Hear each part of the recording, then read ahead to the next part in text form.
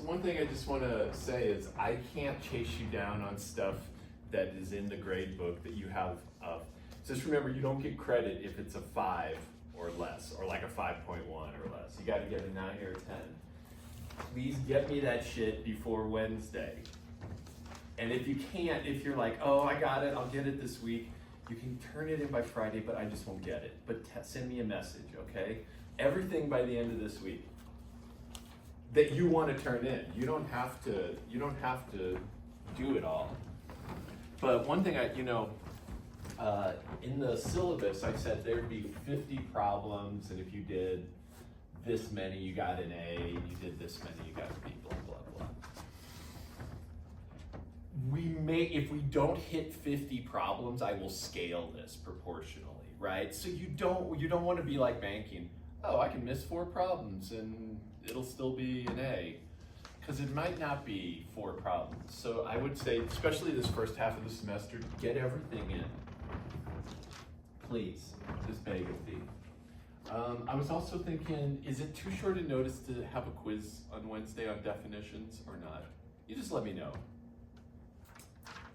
Say yes if that's true. Camila, is that true? That's too short? That's too short? No, I don't think that I don't know that I would have studied earlier anyways. So. And now that is honesty. Is this true? Can we have a short quiz? How do you feel, Cease? Because we can put it after the break if you want. I don't really mind. You don't mind? How many definitions are there? I don't know. Well, we can negotiate on that. How about that? Works for me. How's that sound? I was thinking like 4, something like that.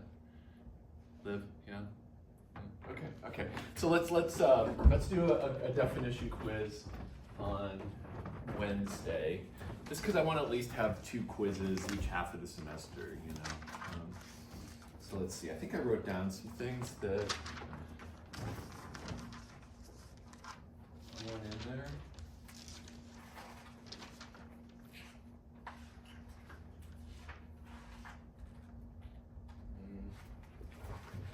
It's the legend in my mind.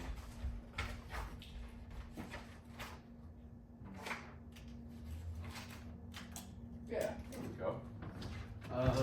So yeah, quiz Wednesday definitions. So from here on out, like pretty much every definition has an epsilon. So like in the last one, there was some finagling, like one of the definitions, a couple people gave me what was in the book, but it wasn't quite what I was looking for. What was that, Camila? Because you weren't the only one, but. Don't remember it. Yeah. It was the supremum and infimum one. Yeah, it was some. Exactly. Yeah, exactly. But there was like a definition in the book and then like a more precise definition. So let me be precise about what we want here. So I have one that should be pretty chill. That, I think we probably already have that down just from using it so many times. So the epsilon, right? Definition. Monotone sequence, come on. Right, we can, it's like you probably got that in your head right now, I hope. Monotone convergence theorem. What is that? Just the statement, not the proof. Bounded monotone sequences must converge. Done. Bounded monotone sequences must converge. And these are just so I guess I lied about there might be, actually this isn't too bad. So Cauchy sequence. That might be one of the newer ones. Kind of talked about that last time. That is this, that x sub n is, just to be super precise, is Cauchy if for all epsilon greater than 0, there exists capital N such that m and n greater than n implies x sub n minus x sub n is less than epsilon, so that one. And then just one more lim sup of a sequence, lim imp. So I feel like these first 3 you probably could do today, just cold. This one probably just takes a little bit of practice, but it's important. And then these guys might take a little bit of just going back and refreshing. Does this feel okay? Feel fair? See, you good on that? Okay, cool. Awesome. Thanks, friends. So we'll do that on Wednesday. And then, yeah, let's see. Did I collect stuff? No, I didn't collect stuff. Let me grab that so I don't forget. Thank you. Thank you. Grab your stuff. Thank you. Thank you.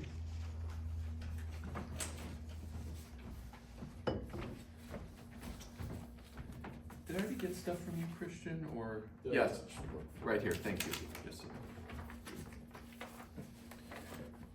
Splendid. Let's do some more Cauchy sequence stuff. There's like a proof we're gonna do today that I'm a little like, on. So it's gonna be pain. I'm a little afraid,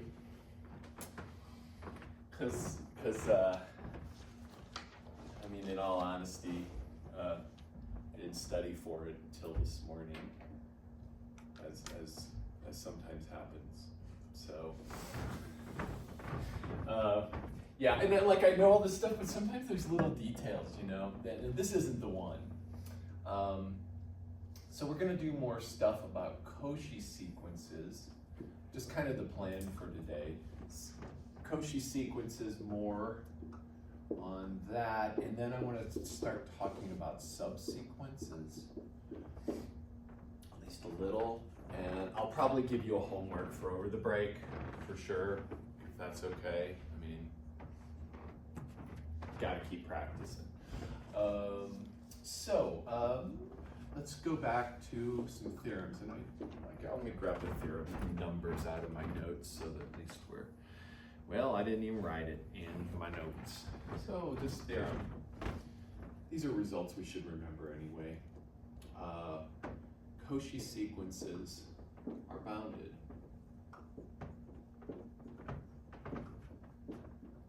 This is kind of like the proof for convergent sequences are bounded.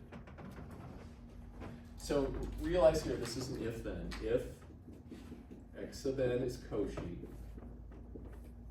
then x sub n is bounded. And it's always good to have these if-then versions so that you have the contrapositive. So the contrapositive is what?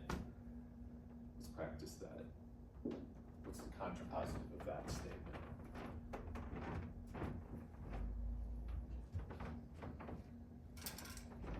Cormac, yes sir. Is it x sub n is Cauchy and x sub n is not bounded? Can we do it in implication form? You might be right, but then I'd have to convert to like the conjunction form of this. So we've got P implies Q, that's my statement. What's the contrapositive statement? Glad we're talking about this. Maybe not Q implies not P. Not Q. P. That's the easier way to go with it. And you might be right. I'm not saying it would, because Cormac was going off the disjunction version of this, which is like not P or Q or something crazy like that. I'd have to like look it up. I don't even remember it. And then taking De Morgan's rule on it. This is so much easier.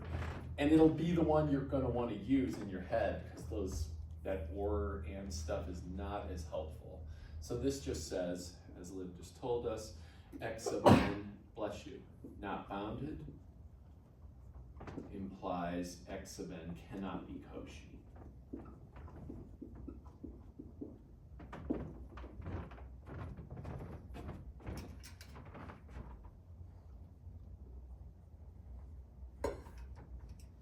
Couple of things, just like I'm thinking about this, and little subtleties. Not bounded can't happen in a finite number of terms. So not bounded, this must happen in the limit. I don't want to say limit because the limit might not exist. Must happen at the tail end of the sequence. So you can have some sequence, and it might eventually, it might look like it's doing something terrible, but as long as it eventually settles down and becomes bounded, then it will be bounded. So the only way you can be not bounded is that you've got something that goes up forevermore, and that's a tail end thing. Just a little subtlety there. So let's do this proof, and then we have this contrapositive. So if you know a sequence is not bounded, you instantly know it's not Cauchy. So proof is like this. Take a minute, can you practice without looking over here? What's the definition of Cauchy? Let's practice for the quiz.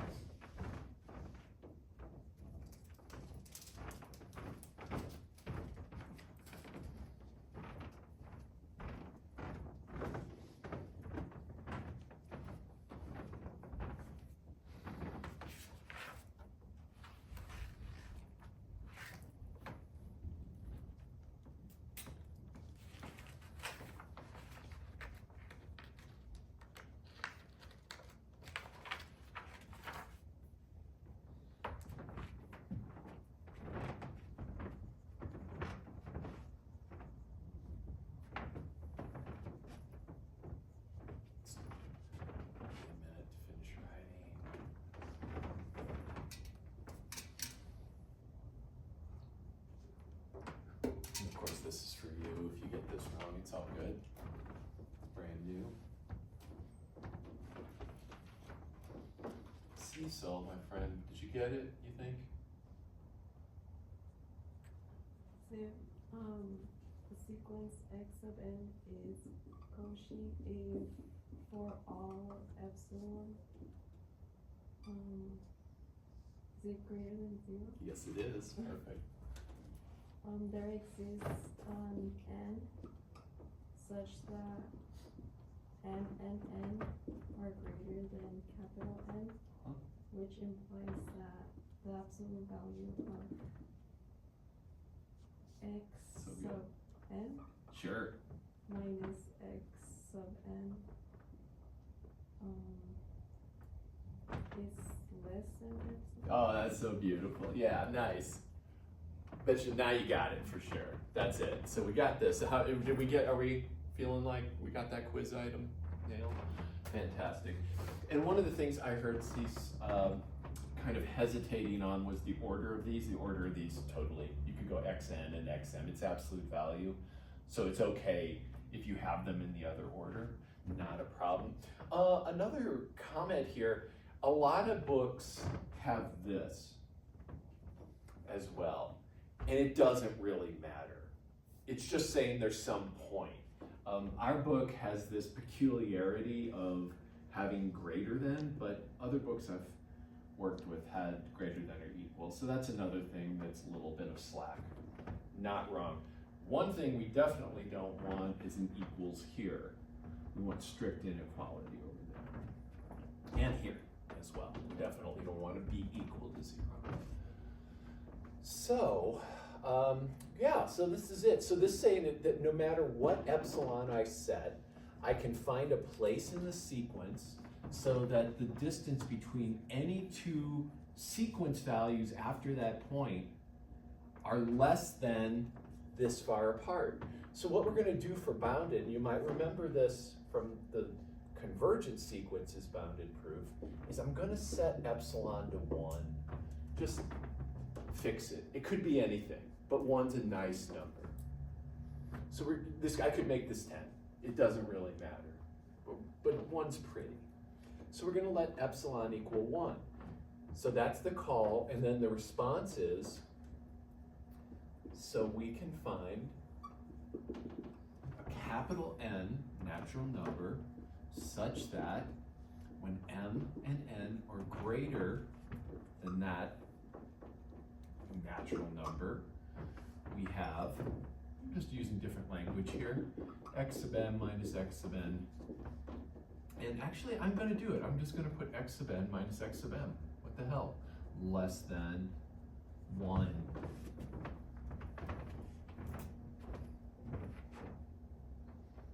All right, so now we're gonna break apart this, i.e. if m and n are bigger than n. So this means this. And you'll kind of see why I switched the order. It'll make something here just, I don't know, it feels better on my brain. Maybe not on yours, we'll see. You can always switch it if it doesn't feel good. So this happens no matter what. So in particular, it also means that if I add x of m to every part, get that. So just added the x of m apart. Now this is good for any n. So let's just look at a number line. So here's my number line. Naturals. And I know that this statement is true past n. So for any m and n out here, no matter if they could be in the reverse order, it could look like this. No matter how far apart they are, this is true. And these are our indices. So in particular, we're actually going to pick capital M to be the very next number right here. So I'm going to let m equal n plus 1. Just the first one to the right. So fix m equal to capital N plus 1, that cutoff that we got. And then this inequality looks like this.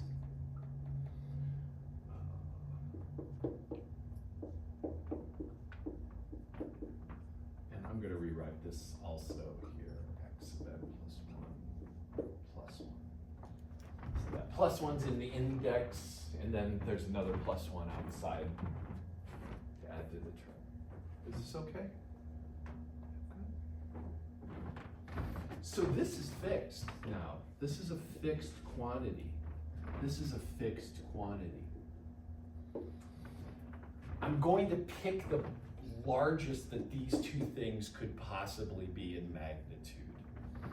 So the absolute value, well here, let me just write this here and see if you agree with me. This implies that the magnitude of x of n has to be less than the magnitude of x of n plus 1 plus 1. So just think about if, for example, x of n plus 1 is 10. Then this would be 11 here. I don't have to worry about absolute value. This would be a little smaller, right? This would be 9 over here. But I want the magnitude of this thing to be bounded by the bigger of these two quantities. So now, how could that change? Well, if x of n was minus 10, x of n plus 1 was minus 10, then this would be minus 9, and this would be minus 11 over here. So in other words, if I took the absolute value of this, that's 10, and added 1 to it, that gets me the magnitude of this. So notice that that is that right there. I'm just trying to like kind of talk it through. Does that seem reasonable? Okay. So now we've got the magnitude of x of n bounded by some fixed quantity. This isn't moving. So again, this is not moving. Plus 1, but that's true for all n, because this little n is still moving, and it's for all little n past this point.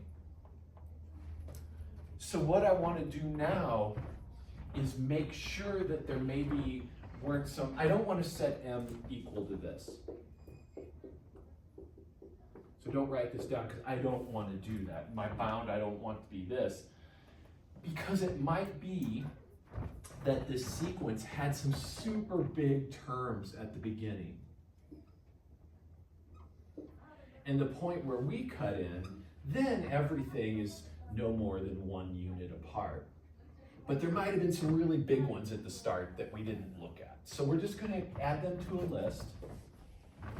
So now we say, let m equal the max magnitude of x1, magnitude of x2, all the way up to the magnitude. Now I'm going to go all the way up to cap n, comma, cap xn plus 1 plus 1. So pick the biggest one of those. And if these are bigger, then we'll go with one of these. If this one's bigger than all those, then we know it bounds everything after that as well. And thus, magnitude of x sub n is less than or equal to m for all n now. Doesn't matter where we start. Let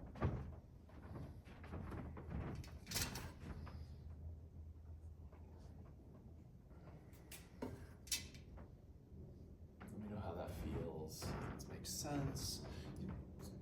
It's like I said, it's very much like the when we do it converged proof.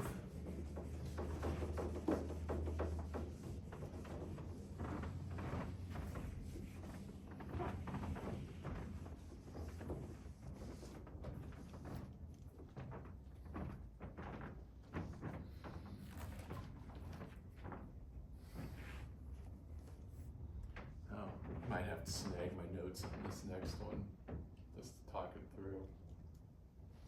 Might not have this memorized. Christian, are you good on this? Yep, cool, awesome.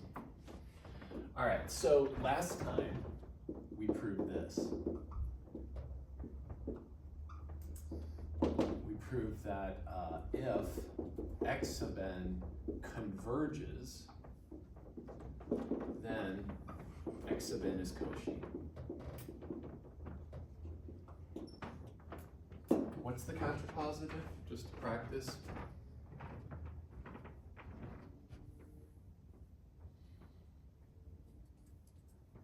X sub n is not Cauchy, then x sub n does not converge. There we go, nice.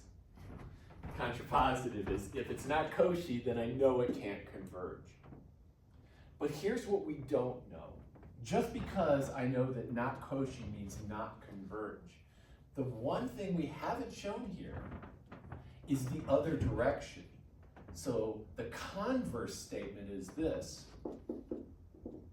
The converse is if x sub n is Cauchy, then x sub n converges. We need to prove that because this isn't always true. It's true in the real numbers, but not everywhere. This is true everywhere. And when I say everywhere, you're kind of like, what is he talking about? There's just weird math places where things aren't always as nice as they are in the real numbers. And we can actually find a place where this isn't true. We just got to stick to the rationals. But let's actually talk about this first. So this is the proof that I want to get into. So we're going to assume a sequence is Cauchy, and then we're going to prove that it converges. We're not actually going to figure out the limit in a roundabout way we kind of do, but we're not going to really crank out the limit. We're just going to show, and let me put up a result from last time that we're going to need. X sub n limit of x sub n equals L if and only if the lim sup of x sub n equals the lim inf of x sub n. Real quick, let's practice for the quiz again. Let's just see where we're at. What's the definition of lim sup? And what's the definition of lim inf? Because they're actually going to be in this proof. So let's just practice that. See what you can kind of remember. It did make it hurt a little bit, and then, then go look.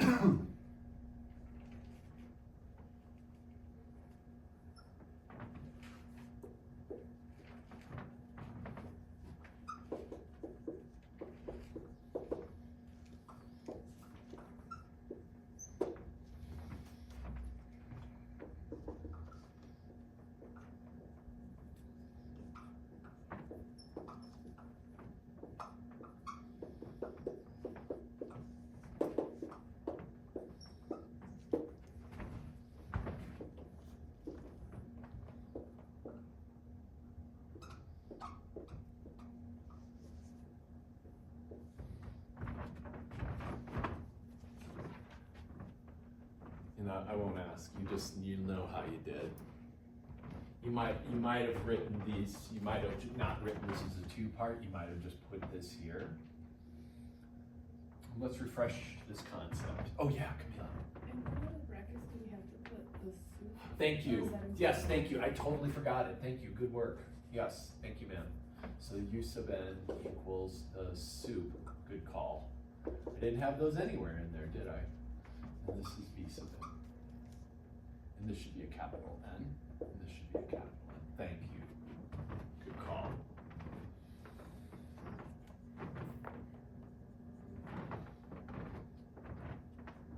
All right, you're looking ready for the quiz.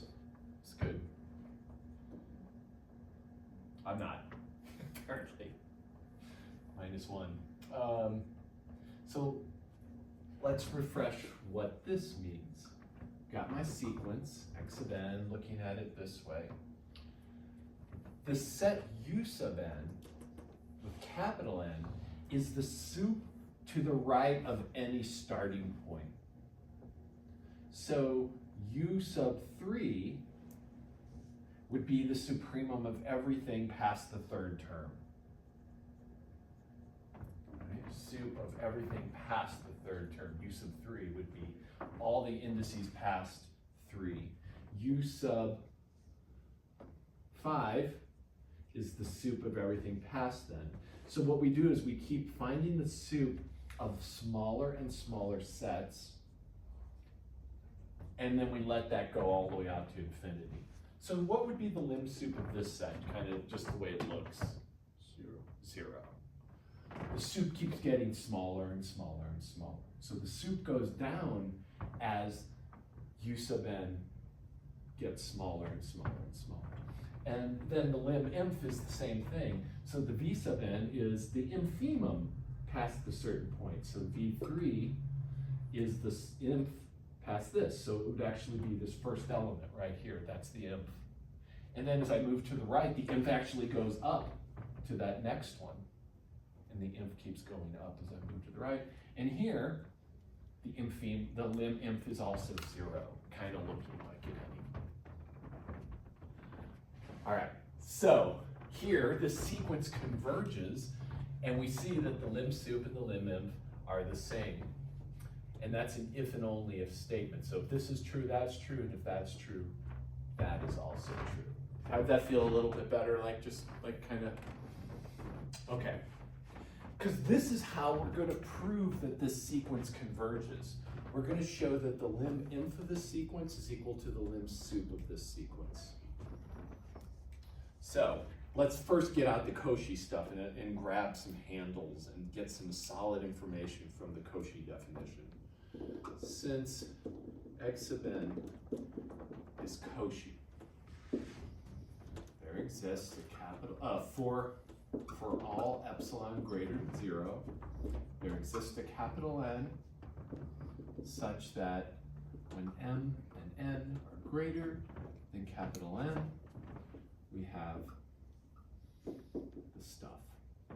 And here I'm actually going to write x sub n minus x sub m again, instead of x sub n minus x sub n.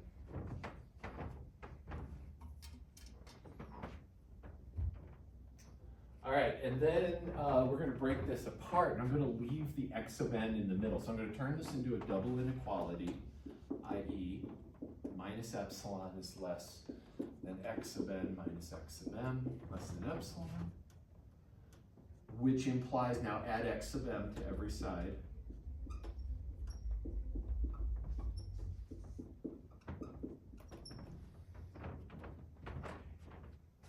And let's put this here when m and n are bigger than capital N.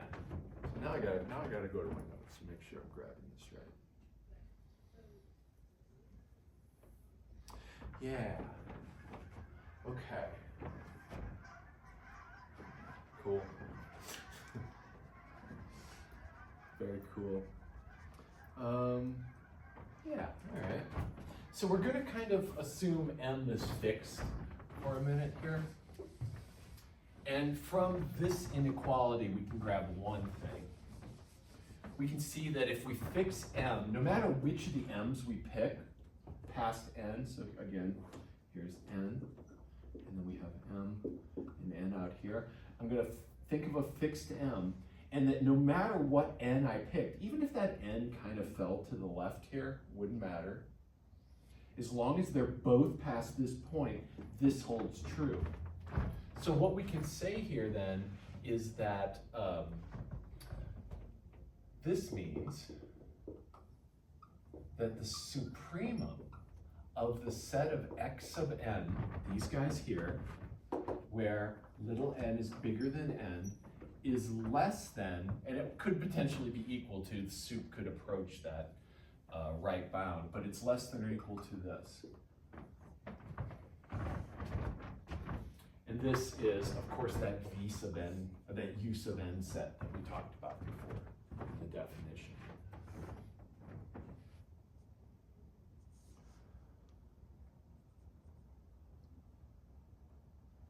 Yep. Oh, then I'm gonna grab my note. I hate having my notes up with me, but I can do it once in a while. You won't think bad of me. So that means that I can just start manipulating this equation. So therefore, u sub n minus epsilon is less than or equal to x sub m. So I just subtracted epsilon from both sides. So I'm not going back there yet. I'm literally just taking this and rewriting it like that. Nothing profound has occurred there. Oh, cool.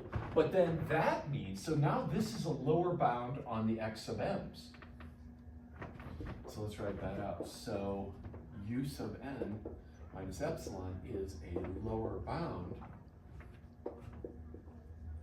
on the set of x sub m's such that m is greater than n. So take a look at that.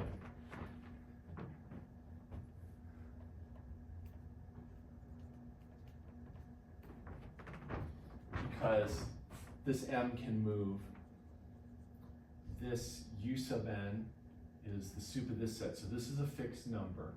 I know it's less than or equal to this plus that. Took that, got this. So this number here is a lower bound for all the m greater than n. Sound good? Really took me a while to wrap my head around this. I'm feeling good about it, but still need my map here in front of me. Okay, yeah, especially for this next part. So therefore, now that means we can take the infimum of this.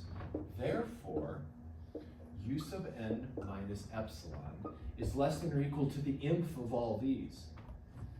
The infimum of x sub m, where m is greater than m, n. This, of course, is that set v sub m.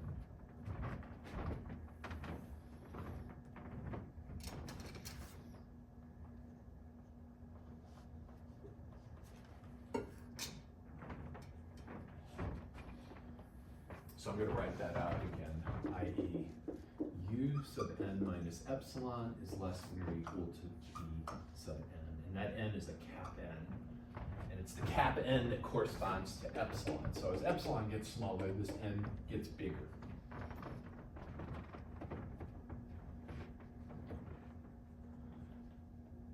All right, yeah, I think we're just about there. This isn't so bad. Therefore, one more therefore, lots of therefores. And I'm gonna ask you to help me understand, I do understand this, but I want you to help me think this through together. So therefore, the lim sup of x sub n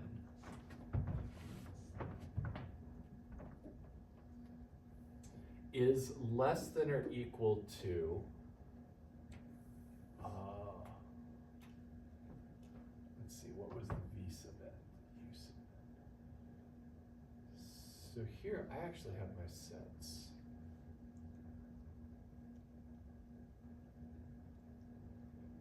Then the u sub n. So let's stop each step of the way and think about why that would be. So let's write that. Take a minute, because this is like a multiple inequality. There's going to be two more inequalities in that row. Why is that true? And let's make it all clear. So let's put out what u sub n is. So lim sup of x sub n equals the limit, capital N goes to infinity of the supremum of essentially the u sub n sets. The u sub n sets are literally how we define. This is the sup of all x sub n past that point. So why is this less than or equal to that? And the clue is, what is the relationship between u sub n and u sub n plus 1? Remember the example we had? Did the sup go up or did the sup go down as we moved to the right? It went down. Remember? The sup dropped. Think about this picture here. As I moved to the right, the supremum of what is to the right got smaller. It's because we're taking the sup of a smaller and smaller set. That has to go down. It can only go down. It doesn't have to go down. It might stay constant. But the sup of a smaller set, again, if I know that S is a subset of T, then the sup of S is less than or equal to the sup of T. You're whittling away some things in this set T, so you might be taking stuff off the far end of the set. Is this assuming that like the capital N is like a fixed point? This would be true, this would honestly be true no matter if, so like n could be any value here, but yeah, it's fixed for the moment in the way I've written it. Okay. But for any n, no matter what you pick here, Christian, this relationship will be true.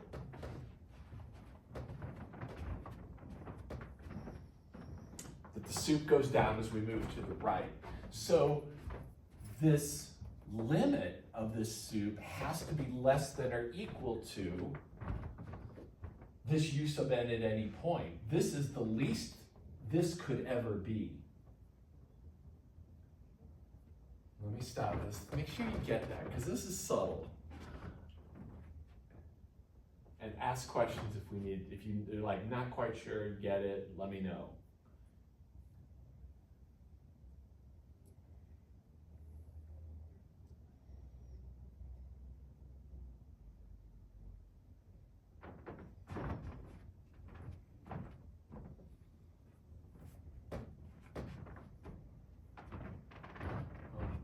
This and this is less than or equal. And you can tell me why this one's true. Why is that one true? Yeah, because this, right? Just took this and added epsilon, so we got that. So that's cool. That one's nice. We got that. We like it. Very simple move. And then that is less than or equal to, so now let's go to the v sub n's. The v sub n's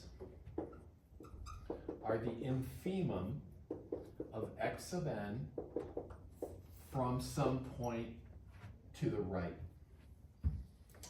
What happens to the v sub n's as you move further right? What happened to the infimum as I moved from the right, as my window? What's happening to the inf? It gets larger. So if this is true, as your set gets larger, your infimum, as your set gets smaller, your infimum gets larger. So here, the inf of the smaller set is bigger than or equal to the inf of the larger set. As you whittle down your set, your infimum can only grow. Think about this. Here's my set. Let's look at a sequence of sets. Here's a set S. Here's the sup, here's the inf. Make it smaller. take a subset of it. The soup got smaller, the inf got bigger. It is possible, now if I do this again, it's possible the inf stays constant, but the soup shrinks only and vice versa. So notice here how the soup is moving downward, but the inf is moving upward as the set gets whittled away. So that means that this, what relationship do we have here? What happened to the inf as the set got smaller? Got bigger. So that means that if I take the limit on this set, that the limit as n goes to infinity of the v sub n's has to be the biggest this could ever get. So here I'm going to say then that the, let's put it here, limit as n goes to infinity, v sub n plus epsilon, like this. I should have probably put a little in between there. And that this is literally the definition of lim sup of the sequence. Plus epsilon. Okay, no, that actually isn't too bad. I'm glad I desperately tried to understand that in the 15 minutes before class, because I think I got it now. I was on my little chalkboard desperately trying to see what I remembered. Sometimes stress is a good teacher. Certainly having to stand up in front of people is the right stress to learn things. So let me stop. Tell me how that feels, because we're almost done. Not quite done.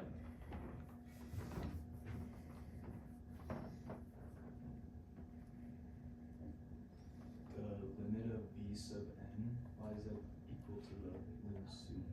That is the definition. Oh, sorry, the lim inf. Thank you. Good. Yeah, good. Thank you. Great. I wrote the wrong word. Lim inf. Thanks, Cormac. Yes. Thank you, sir. It's not. Good call. Yeah, because I literally had the v sub. Got the. Thank you.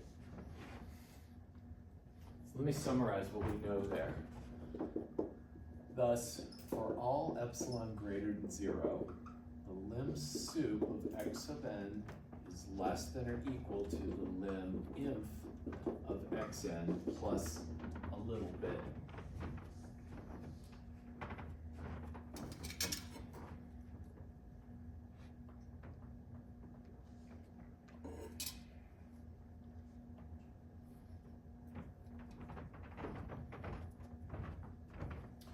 So this means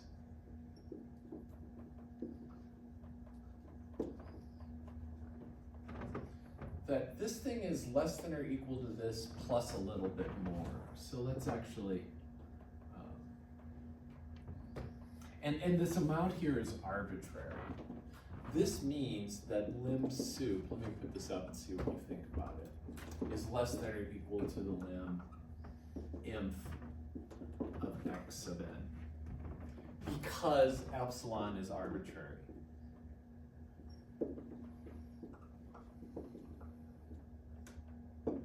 So this is kind of a statement that's something like this. We might have some claim that says if x is less than or equal to y plus epsilon for all positive epsilon, then x is less than or equal to y.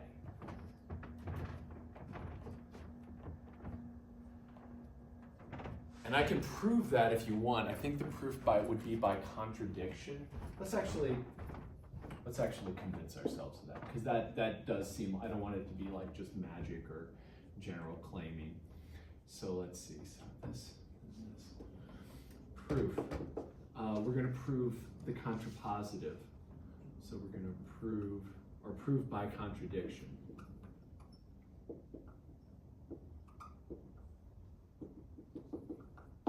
So we're going to assume that x is less than or equal to y plus epsilon for all positive epsilon, but somehow y is less than x. That's the contradiction, right? For contradiction, you assume this is true and that not this is true. So let's take a look at a picture. So if y is less than x, we must have them sitting like this in the real number line. Y is a little bit to the left. So let's see, how are we going to wind up with a contradiction here? But we know that x is less than or equal to y plus any epsilon, and epsilon is positive. I don't quite know exactly, but let's play with some things. Let's let epsilon, since this is positive, let epsilon be x minus y, right? Because this would mean that x minus y is positive, and then I'm looking for a positive epsilon up there. Therefore, we have x less than or equal to y plus epsilon, and that is equal to, now that works, doesn't it? That just says x is less than or equal to x. So how do we get a contradiction out of this? If you let your epsilon be the distance between y and x and then divide it by 2. Okay, so cutting it in half you think is gonna do it? All right, let's try that. I like that. So let's let epsilon be half that distance. Then x less than or equal to y plus epsilon looks like x is less than or equal, oh, I see what you're saying here, Karmik, that's good. So y plus x over 2 minus y over 2. So yeah, it's just adding this on for epsilon, assuming that's a positive thing. And then this is going to be x, subtract x over 2 from each side. That means x over 2 is less than or equal to y over 2. Oh, and that means x is less than or equal to y. Where's the contradiction? You assumed that y was less than x. Yeah, we assumed that y was less than x, so good call, good job. So we end up with a contradiction. So this statement we just proved is true. Fun, impromptu guerrilla math. So now we can believe this. Okay, now we're almost done with this freaking proof. Thanks for bearing with me. Good work. So now we have this. And we already know, and we actually proved this, but we know that, and here I'll just prove it again, that the infimum of a set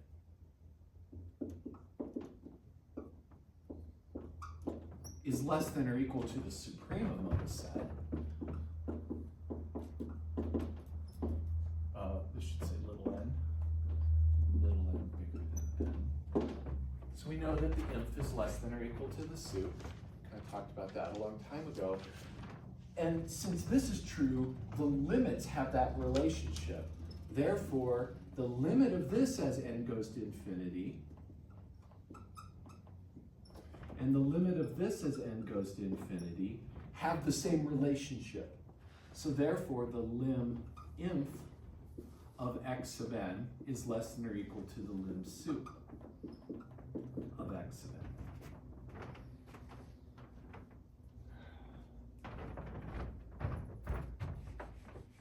So now, why am I done? That's the only way that you can reconcile the lim inf of x of n is less than or equal to lim sup of x of n with like the opposite of that statement is that those two things would be equal. Yes.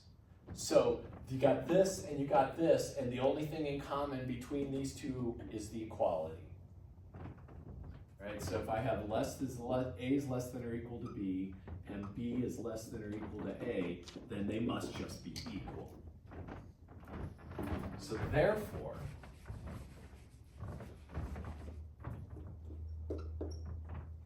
lim sup of x of n equals lim inf of x of n. Therefore, the limit of x of n exists. And it equals one of these two numbers.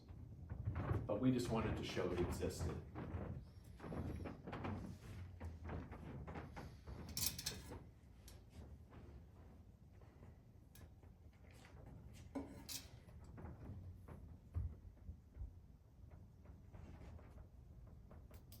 That's the end of the proof. Now, there's a hidden assumption that we made in here.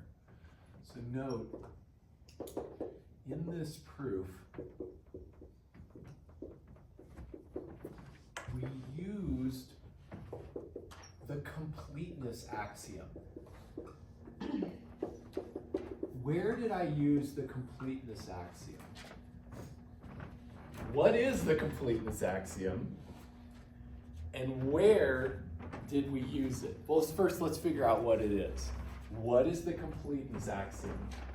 The infimum and supremum exist for the bounded set. Exactly. So this says, and we'll just work with this. Yeah, exactly. So that that says, well said, Cormac. That says every bounded set. And so to say it's bounded means it's bounded below and bounded above, has an inf and a sup.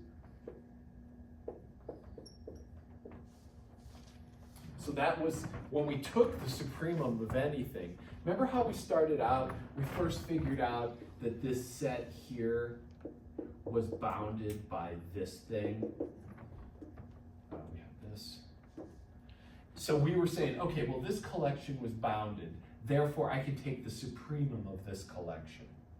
And then we kind of did an inf kind of move as well. We had a bound below that. And so we took the lower, we took the infimum. So this is hidden in there. That means that this result, this is specific to the real numbers. This result is not true in general. Not every Cauchy sequence converges in general, only in the real numbers. So let's just make a little note here. So put a big star.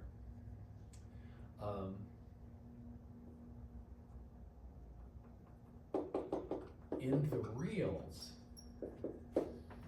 Cauchy implies convergent. Not in every mathematical space.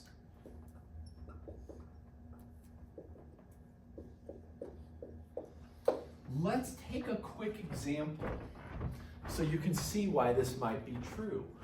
If we only had the rational numbers, if that was the only numbers we knew and believed existed,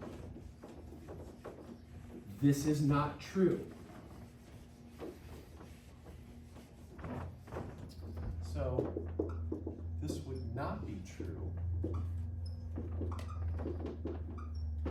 in the rationals. If that was our world, only the rationals. And case in point would be this. We know that pi is irrational. At least we've kind of almost taken that on faith. We certainly haven't proved it, but it's something we believe. So think about the sequence that goes like this. x1 is 3, x2 is 3.1, x3 is 3.14, x4 is 3.141, x5, and you see where I'm going with this, I think. I'm just going down the digits of pi. And the next one's 5, 9, 2, 6, 5, 4. This sequence is Cauchy. Because you tell me how close you want things to be, and I can find a place down the way where, so for example, notice that, here I can actually, I think I can kind of argue this to you. From here on out, everything is no more than a 10,000th apart, right? If I take this, or 100th apart, if I take the difference between this and this, what do I get? 0.0005. If I take the difference between this and the next one, then the distance is even smaller. 0.09. So you tell me how far out in the sequence, you tell me how close you want any two terms to be, and we can move out far enough. I want everything to be, I want x sub n minus x sub n to be less than 10 to the negative 10th. We just gotta move out far enough to where these things literally agree up to 10 decimal places. Does that make sense? So this sequence is Cauchy, but it does not converge in Q, because we know it converges to an irrational number. So the sequence that we're talking about here is Cauchy, but does not converge in Q. And you can do the same argument with any irrational number, square root of 2. I'm just picking one I know more digits of. How's that sound? Cormix, yeah. Did you say the completeness axiom doesn't apply to outside of the real numbers, or does that apply? It does in some, it doesn't, you can't assume that it applies outside the reals. So like, for example, in the rationals, it does not apply. Okay. Right, and let's just a refresher on why that's true. What is the sup of this set? If I say the set of all rationals such that x is less than the square root of 2. What's the sup of that? In the reals, it's square root of 2. If I allow irrationals,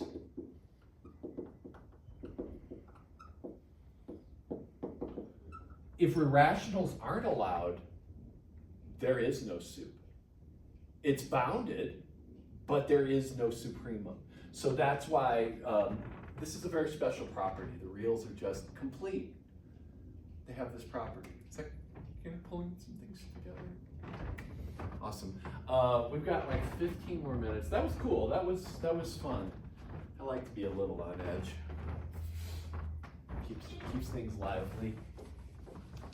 I got a couple new ideas I want to talk about, and then we'll work with them a little bit on Wednesday, and then I'll give you some stuff to do with these on Wednesday. But let's talk about subsequences.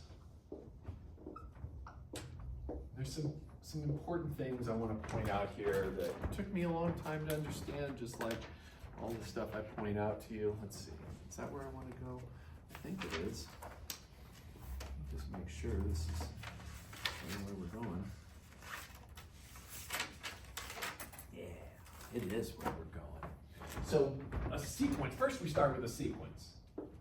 Let x of n be a sequence of real numbers.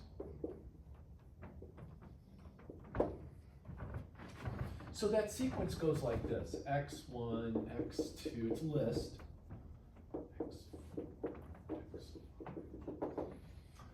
We're going to grab a sublist from this list. So you can think of, if a sequence is to a list, sequence is to list, as subsequence is to a sublist. Just a collection of things from the original list. So the tricky part of this is the new notation. You'll have to wrap your head around in working with that notation, and that's where the growth will come, and that's where the pain will come from a little bit. If n sub 1 is less than n sub 2 is less than n sub 3 on up, and let's put a little n sub k in there, less than n sub k plus 1, less than blah, blah, blah. And I'm doing that to kind of emphasize how this notation is going to get weird. is an ordered list of natural numbers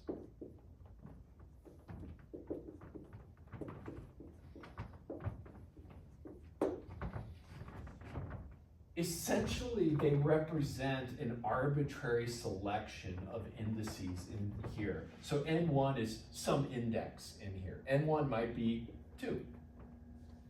n2 is something to the right of it. n2 might be 5. n3 might be 6. So what I'm saying is grab some indices out of here and keep moving to the right every time you grab a new one. Is an ordered list of natural numbers, then x sub n sub k is a subsequence of x sub n. And here, notice that the thing that's moving is the k. So let's put it there for now, k equals 1 to infinity. So this is a list. This is a new sequence. It's x sub n1, comma x sub n2, x sub n3, blah, blah, blah, all the way up to some x sub nk. The next one would be x sub nk plus 1. And then it just keeps on cruising. So this is our next big mental leap that we take here.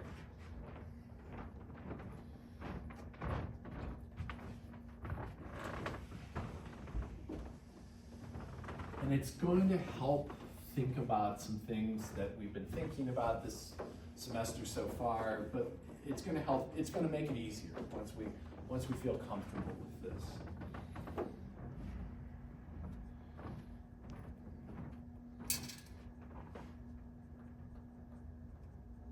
So one of the things that I don't know if that ever really, it took me a while to make sense of this. So notice, and this is like an important thing because you're going to need this fact a lot, that for any k equals 1, 2, on up, k is less than or equal to n sub k, where n sub k is the kth index in our subsequence.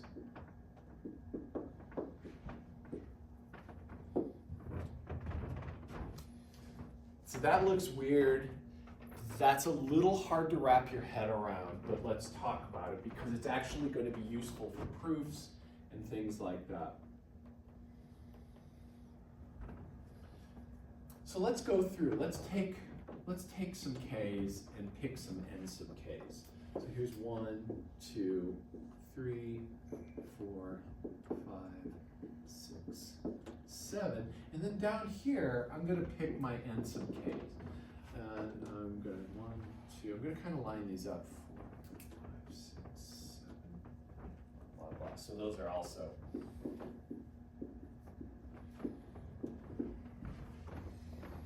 And I'm going to put colored dots on them as we choose. So n sub 1, I'm going to let this red thing, so here we have k equals 1. What are my options for n sub 1? Which of these numbers could I pick for the first sublet? Anything, right? Could be this, but it has to be at least to the right of 1. So notice here that right off the bat, 1 has to be less, your first index has to be at least 1. Your first n sub 1.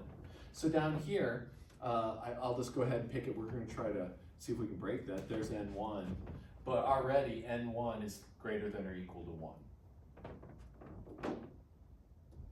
Now I've got to pick the second one. So here's k equals 2.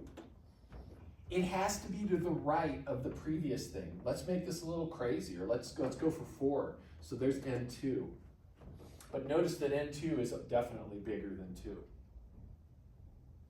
So here we have 2 less than, because this, let's see, that was equal to 1, less than or equal to n4, which was, n2, which was 4, down here.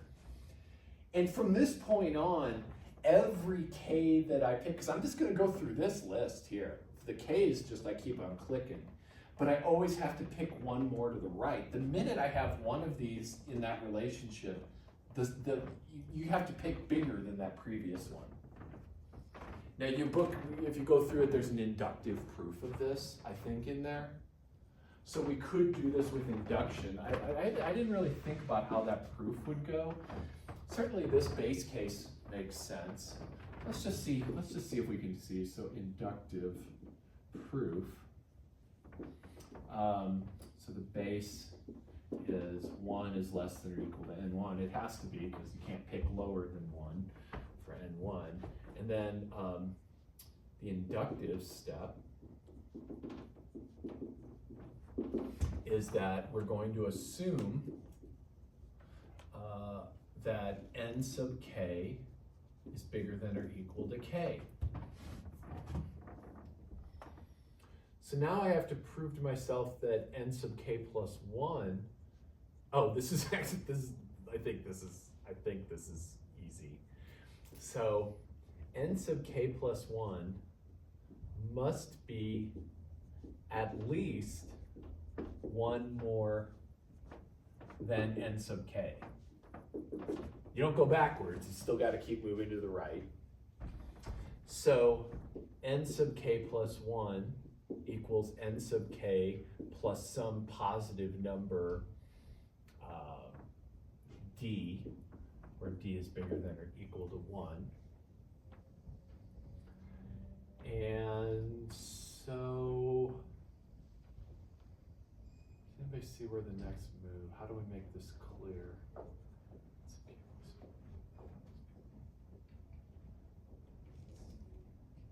Kind of feels like it's just, so k plus 1, thus k plus 1 is less than or equal to n sub k plus 1. I'll just take this and add 1 to each side. That plus 1 is up here. And certainly that is less than or equal to nk plus some d, where d is greater than or equal to 1. And that is literally the next term. There we go. That's the inductive step. That's pretty painful, but we're trying to be on solid footing here. So this result will be needed. That's all I'm saying at some point. Let's just take a quick look at an example.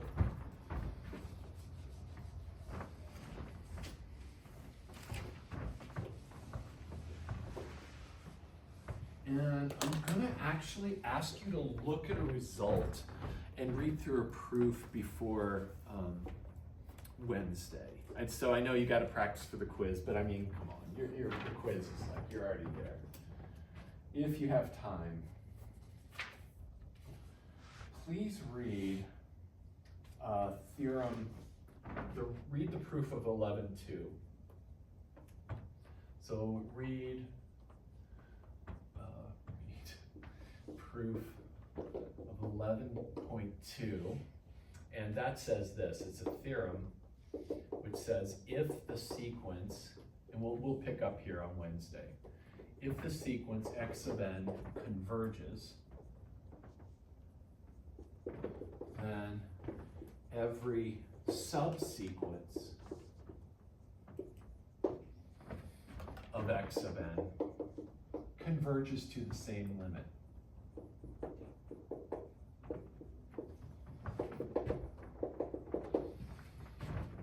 Yeah, let's just actually pick up. We'll just kind of end here. I kind of want to talk about this really quick. So this is the result. Please read through the proof. We'll talk about the proof, but it'll get your brain ready and it'll make so much more sense. What is the contrapositive? Today's contrapositive day. What is the contrapositive of this statement?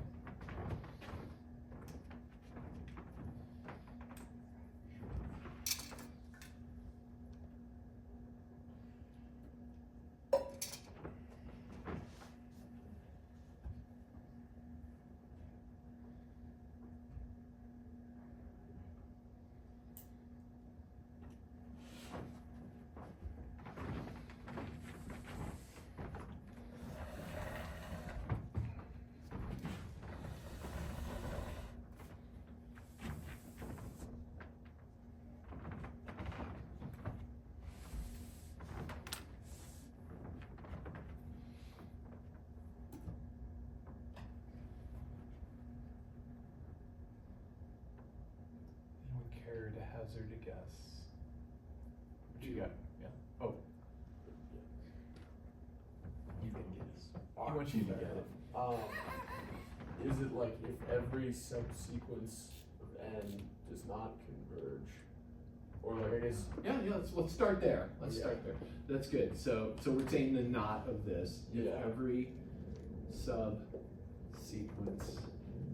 x of n does not converge to the same limit, to same limit. then the sequence x of n does not converge. Yeah, I feel like there's a way to make the first part. You're right. Let's see if we can get it real quick. Does not converge. How could we make this simple? Because that's a lot. Like we have to check them all. It would be like a there exists, right? Yes, it's there exists, because this is a for all. The opposite of that, Camila gave us that last time. So there exists just two that don't go to the same place. So if there exist two subsequences with different limits,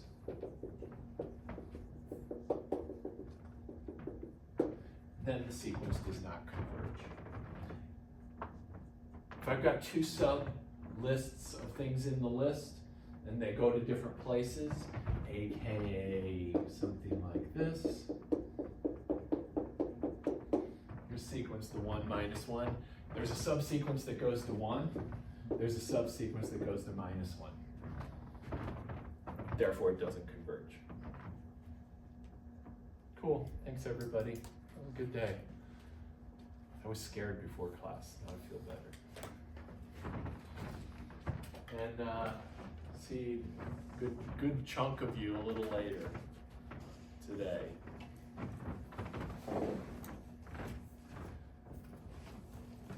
So please check, please check the freaking grade book. And it might be that you turned in something and I didn't get it recorded, so let's make sure that's not happening either. Okay, so please check. I think there's almost everybody has something, almost everybody. There's a couple people I think that got everything all rounded up. And Camille, I think you actually just got everything all like secured.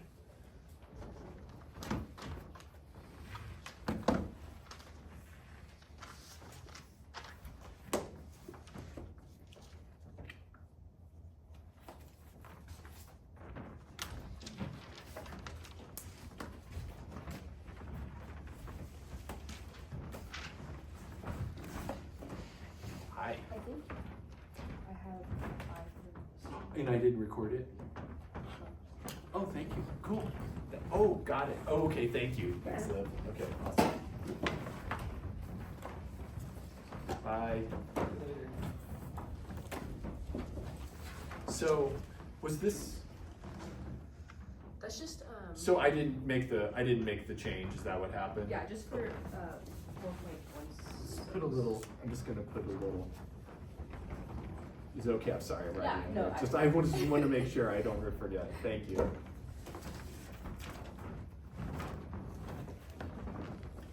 See you later. Cheers, see you later.